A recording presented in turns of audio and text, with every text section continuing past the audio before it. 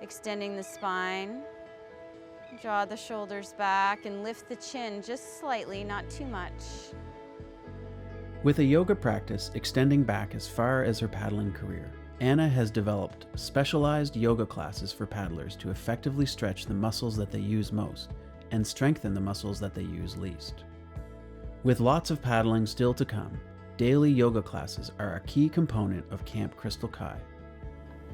Yoga is important on a camp like this because we're paddling a lot, and in order to reduce the risk of injury, it's important to stretch and strengthen.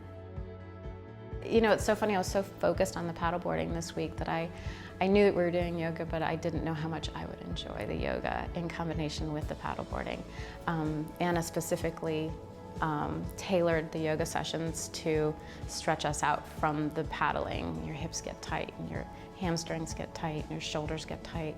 And so we did positions that I had never done before that really worked specifically on those tight muscles. Keep pressing the outer edge of that back foot strongly into the mat. Nice, yes. Yoga for paddling has really made a difference in my life and in my body, and so that's why I'm passionate about sharing it. Anna's passion for sharing yoga extends beyond her land practice. As an added challenge and fully submersive nature experience, the group heads to the White Oak River to try their hand at paddleboard yoga.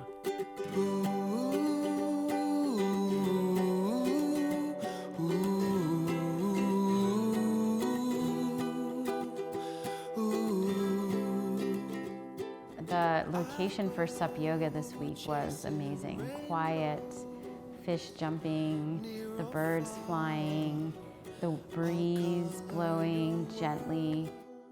I loved the stand-up paddleboard yoga.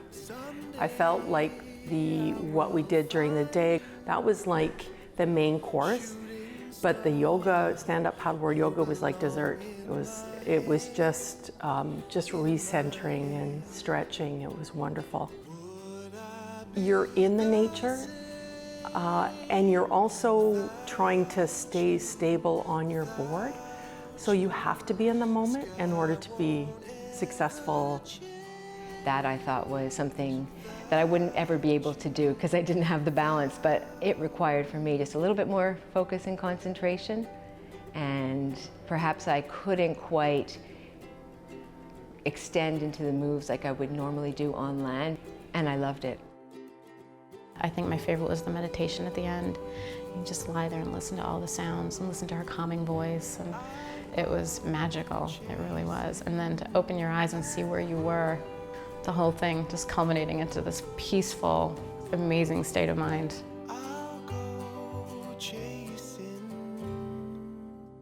Everybody was relaxed and calm, and we thought we'd kind of continue on with a little estuary maze paddling, just to kind of continue that mellow morning.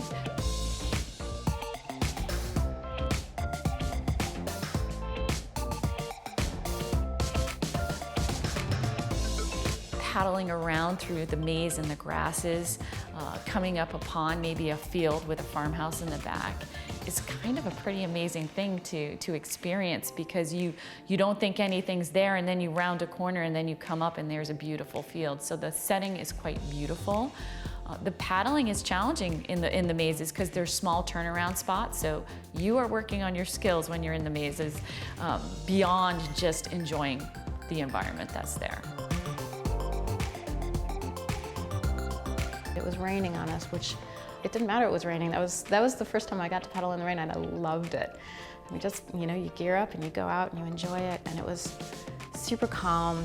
And these marshes were like these little winding pathways. It was like a water trail, basically. We got to work on our navigation skills, our turning skills, because it was real tight.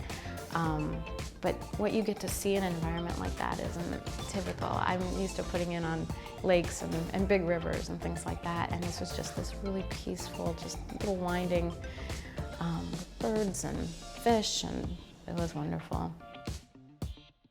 After getting their balance dialed and a few strokes under their belt, it's time for the biggest adventure of the week, a trip to Cape Lookout.